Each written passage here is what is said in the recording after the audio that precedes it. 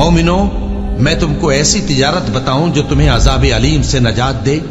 وہ یہ کہ اللہ پر اور اس کے رسول صلی اللہ علیہ وآلہ وسلم پر ایمان لاؤ اور اللہ کی راہ میں اپنے مال اور جان سے جہاد کرو۔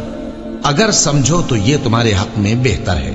وہ تمہارے گناہ بخش دے گا اور تم کو جنت کے باغوں میں جن کے نیچے نہریں بہ رہی ہیں اور پاکیزہ مکانات میں جو ہمیشہ کی بہشت میں ہیں داخل کرے گا۔ یہی بڑی کامیابی ہے۔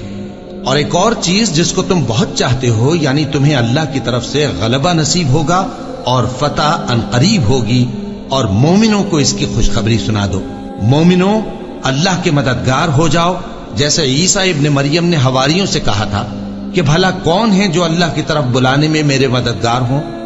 حواریوں نے کہا کہ ہم اللہ کے مددگار ہیں۔ سو بنی اسرائیل میں سے ایک گروہ تو ایمان لے آیا اور ایک گروہ کافر رہا۔